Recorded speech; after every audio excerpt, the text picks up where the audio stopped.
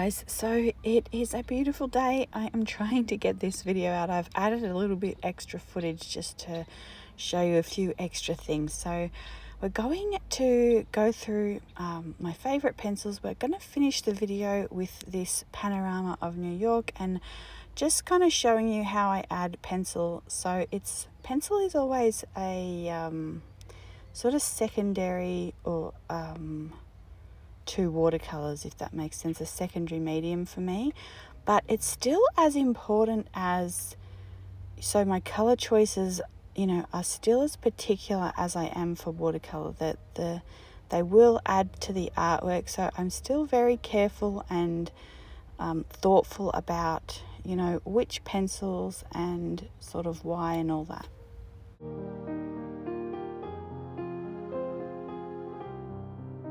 So last week we went over kind of all the different kind of pencils that are sort of in my collection, and I explained that I don't have one particular set. I've kind of made my own set from varying types of pencils and different color choices, and you'll kind of see on the page that I really love some for one reason. It might be the light fastness, for some it might be the color, for some it might be the creaminess, and so we kind of touched on that in the videos last week. Pencil is something I've really had to, I keep starting before the recording starts. So pencil is something that I've had to warm up to. My mum has always loved pencils. She used to buy Derwents when I was a kid.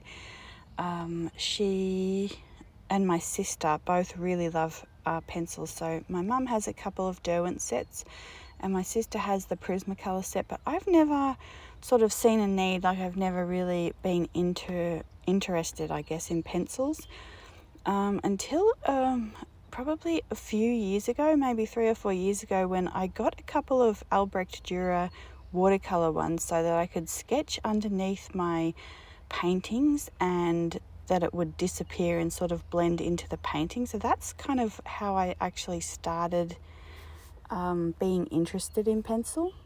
And then at some point I realized that I could incorporate it into artworks with watercolor very well, and they blend together and work together really nicely. So then I just started to collect 6 or 7 every now and then over the last few years, just if I wanted a particular color or I wanted to try a different type of pencil, and just kind of adding to the collection that way. But there are probably, I don't know, around 20, I'd say a 24 set maybe, that are my absolute favorites, and so I will show you those today. And what we're doing here is I forgot to actually swatch the Prismacolors in my swatching all my pencils video, so I just wanted to quickly take a couple of minutes, and I've sped this footage up so it doesn't take very much time here, but I just wanted to quickly add those to the swatch booklet here so that you can see all of the colors, like all the greens and all the pinks, because Prismacolors are some of my favorites, and I really especially love the one that I swatch after this. It's the grey green light. I use it all the time, so generally I use this to highlight instead of a white. I'll use this on top of the watercolor, so I leave it and let it dry, and then I will add that as highlights. And I've also been really loving the Derwent Lightfast, I believe it's a Derwent Lightfast Oyster, and the Caran Luminance Pink White for the same thing as well. They're super beautiful.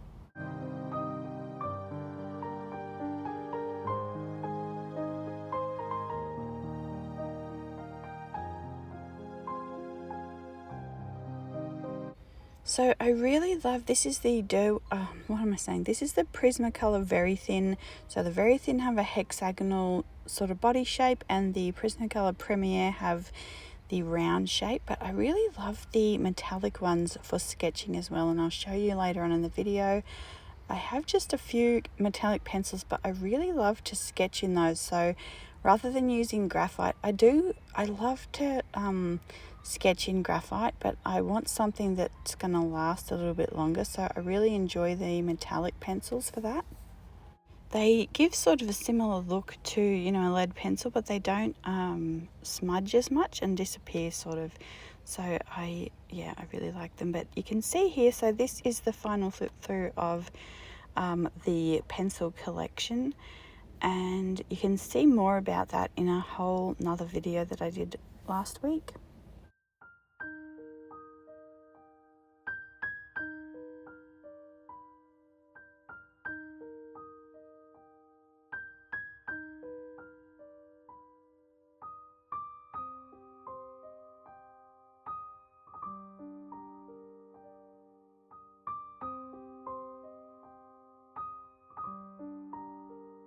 So you can see in the emblem there, I've used those two Prismacolors that we just swatched, the grey green light and the, I think it's like a cool grey 20% or something like that. And then I also used the crimson aubergine Caran Luminance just to bring in a little bit more colour. So I really do like mint greens and sort of ruby reds. But here you can see this, we'll actually talk about this sketchbook. This is a new one, and I think you might like it. But this one here, so what I've done is I have just taken the paper, it's just the Strathmore paper from Target, and I've just made these swatches of basically my favourite or most used colours. So you will see, I'll show you how I did the swatches in a minute. So I've basically labelled them CD for Caran, P for Prismacolor, or D for Derwent. So it's Caran Museum Aquarelle, Caran Luminance, Prismacolor Premier, or Derwent Lightfast is generally what's on there, or Faber-Castell Polychromos.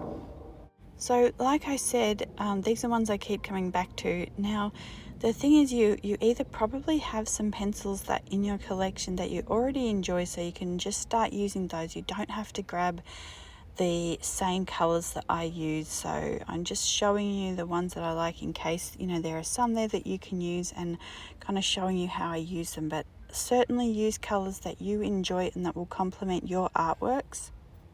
And also, you know, I usually just get a couple at a time, so just to try out the brand, see if I like it, and things like that. But you can see here, so we've started a new sketchbook. I've gone straight to the back for colour swatching. Now this is we were at our local art shop the other day, and I just asked them if they had anything with cotton paper inside, and this was the only one they had. But you can see it's a really large 9x12. That's a little A6, and then this one is an A5. So the one here is a 9x12, so it's bigger than an A4 sheet of paper, and the cotton paper inside is, I would assume that it's close to a khadi paper. So I wanted something that was a little larger so that we can start working on some larger pieces without having to sort of have all these loose sheets of paper everywhere. So I think this one, I haven't used it very much. So I'm just kind of showing you, we'll go back to the sketchbook, but I'm just kind of showing you here how to do the swatches. So you can see here that I'm going in circular motion very lightly, and I am creating a circle. So I'll just continue to do that circular motion. And then if you watched the color wheel video, this won't be new to you. So we're doing a similar thing here. So but I'm doing the first layer even lighter so that it's kind of blends out to the edges lightly. So basically, once we've got the circle, I go in a little bit from the edges and start to do, continuing with the circular motion, but and just in one direction. So I'm just going up and down to start with, and filling quite a good amount of pencil onto the paper. So you can see there that if I want a little bit more around the edges, I just go lightly around there. The goal here is not to make it look like there's sort of harsh edges. so to blend it out well. So you can see here that now to burnish it, I'm going the opposite direction. So we went up and down, and then I went side to side over the top of it, and that will help to burnish it all together. And you can see how beautifully it looks. Now if it's not burnished enough, or you feel like it's not burnished enough, you can continue back, so go back the other way and go up and down again, and then come back and go side to side again. And you can do that several times until you feel like, you know, you're getting that really luxurious sort of look. It almost starts to look a little bit like an oil swatch, because, you know, pencils do have wax and oil in them. So when they say oil based or wax based, it just means there's either more wax or more oil. Okay, so but back to the sketchbook for a minute. So this is something, the sketchbook I think is well priced for the size and everything. So it was $35, and you know, I'm not exactly sure how much I love the paper. Like, I don't think it's my favorite paper, but for what it is, I think it's a really good value. And the other thing is, you can actually make something like this. So if you have either, you know, sheets of loose paper or pads that you can pull apart, you could take them down to Staples and get them bound with a spiral binding, and maybe put some vellum in between them like they've done in that book. Or I was actually thinking, I've been thinking for a while to make something like this with a bunch of different papers that I can try out and use. But then when I saw this, I just thought it'll save me some time at the minute, which I just don't have time to do that. But certainly if you have, you know, papers and things that you haven't used, it's such a great way to do it. And you won't need, so you can see here some of my favorite sort of sketching pencils as well, but you won't necessarily need this to follow along the tutorials. And you can see that I do have quite a few sketchbooks going, and generally I don't when it's just me. I'm just working through one sketchbook, but because I'm doing things for the channel all the time, you know, maybe one sketchbook's drying, or I only have time to do a certain thing, and so I do it in a smaller one or something like that. So what we're doing here is, so I do recommend the sketchbook, but I'm also saying that you can, you know, make something yourself. If you have a paper that you really enjoy, or you just have a bunch of papers there that you want to use up, then that will work as well. So but you can see here that one of the things I really enjoy to do with the pencils is to create little color stories and see if they'll work or not. So you can see I really love the top one. This middle one, I tried to introduce some greens and I wasn't super loving it. Then I tried to introduce the pink here, and basically I'm just looking for a color story here because I was doing the New York painting that you'll see at the end. So I was looking for pencils that might complement or work in with that. So you can see I have continued to make some little color palettes there. I really loved these and how they turned out. And sometimes, you know, watercolor is my favorite, but sometimes, especially lately, it's just been easier for me to pull out a couple of pencils and you know, it just seems to be quicker. But I still really love, you know, even though I kind of miss the watercolor, I really do love using the pencils and looking for things sort of in a different way. So you can also see here, this is the Midori Cotton sketchbook, and I have just sort of pulled off the cover of the watercolor pad there, and I am just using that to go behind the pages. And you can see that the pages that I haven't used it on, there's like a bit of an indent, but the pages that I do use it on, it works really well. And so I really love just kind of going back to kind of finding the place on the page where I'm happy with the color story and the way the colors are sort of working together. And I do talk about colour a lot on here, but I think that colour can make or break the artwork. So, you know, sometimes I see just beautiful, technically beautiful artworks, but the colours are a little bit strange, and so the artwork doesn't necessarily, I think, sing as much as it could. So I do spend a lot of time looking at colour, but I also think that this can go into a lot of, and you know, you can even like abstract work. I've seen such beautiful pieces that are just, you know, the color is what draws you to them. So I think like the Jackson's Art Prize had one, and it was mainly soft pinks with a hint of like something at the bottom, and it was so pretty. I can't remember who it was by or anything. I think it was on their Instagram. But so you can see here that this is kind of where I started. I started with these little square swatches. What am I saying here?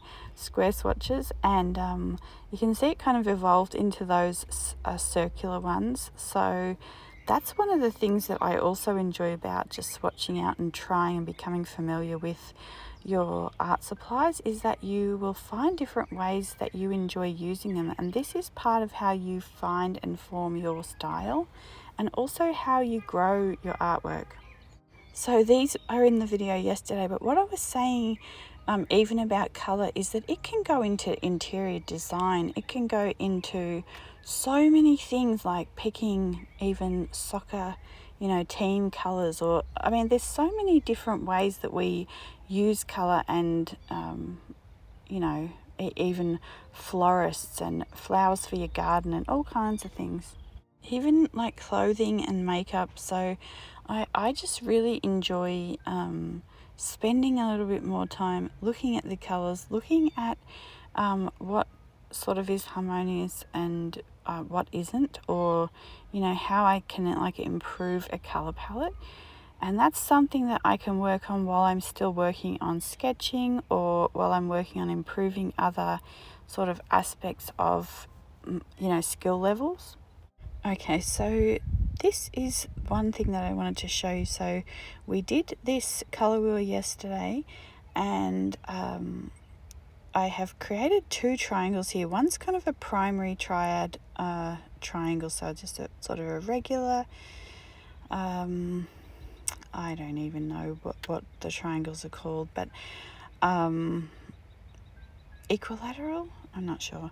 So and then you have this one. Is this an isosceles? But it's like a taller, pointier one. So this is a split complementary triangle. So you can put them both on, and you can see like where the three kind of points are pointing to. You can get different color combinations, maybe ones that you hadn't even thought of. So I really love this one here. And then I'm just kind of expanding on that and changing up a few different things here and there, and sort of exploring that color palette there. And so I have to say as well that this is not a regular, sorry, there's a motorbike. So I'm just sitting outside in the car. So, okay, so this is a really beautiful one here as well. But you can see here, what was I trying to say? Okay, so what I was saying was this is not a regular color wheel as well. I started at the top with the grey-green light, the Prismacolor, and then I went to the right, and then I went to the left, and just kind of used some of my favorite colors and ones that I use a lot. So I just created it like that. And then in the video yesterday, I show like a few different ones I did, but you can see like some of these beautiful color combinations that are coming out of just using this color wheel. And then some like this one here, I don't know that I would use it, but it's interesting to kind of look at it and then think yes or no, or you know, could I change one of the things out, sort of like that.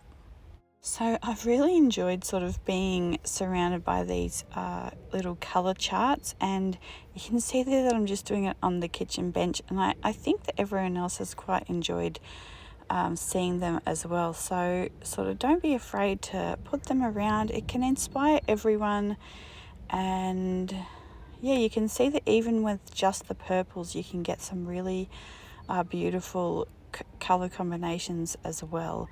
But the last thing we're going to do here is I'm just going to paint a little bit on this panorama. So these colours were sort of from the last month's colour favourites and favourite mixes. So there's a whole video on that. And then I have just pulled out this, so there's a video on this as well. So this is a Chic Sparrow traveler's notebook that I'm using as an art journal, and then I've torn up some sheets of cotton paper here, and yeah, I am just creating this really long panorama of the New York view.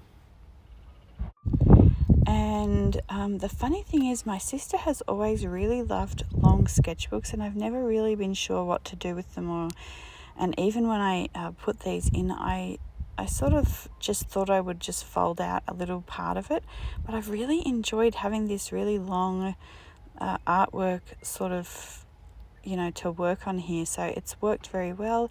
And you can see here that I'm just using different colors from the peach pop was the in the sky there, and then this one I can't even remember, maybe Sedona, but I'm also using sparkle colors. I'm using the Caput Mortuum and Sugalite with also mixed with white, and the French ochre, and just sort of putting in the suggestion of the buildings here along the skyline. But we will do a whole video hopefully next week on, we'll do some more sketches of this and kind of talk about this a little bit more in depth. But you can see here that I'm just using my dip pen, and before when I was painting, this is a new brush. It's an Escoda Versatil, and it's got the sort of, you can see it comes to a point. It's flat and it comes to a point. So this is a size 20. This is the largest brush I've ever used, and I'm really enjoying it. I like it for so you can see here I'm just adding a little bit of pencil. So the pencil might only be 2 to 5% of the whole final piece, but I just enjoy being able to add that textural element at the end. That's basically what I use pencil for. And so we will be using pencil in more tutorials coming up. But what I was saying about the brush was, I have like a larger Da Vinci one, which I really love. It does absorb a lot of paint and a lot of water, so you waste kind of a lot of paint. So this one, because it's a synthetic, you don't really get that, and you can see there the view, but you don't really get the same amount of the water. What am I trying to say here? Yeah, it doesn't absorb as much water or as much pigment, so I feel like I can sketch things like this out, and I'm not wasting as much paint, which I really like, especially for just trying things out. So you can see here the last thing that I did was take the Winsor & Newton gold ink and just add some sort of gilded portions to the painting. So in the end, I was really happy how this turned out. The funny thing is, I have never really done huge, large scale artworks. And so it's always a challenge for me, and I'm never sure if it will turn out or if I will be happy with it.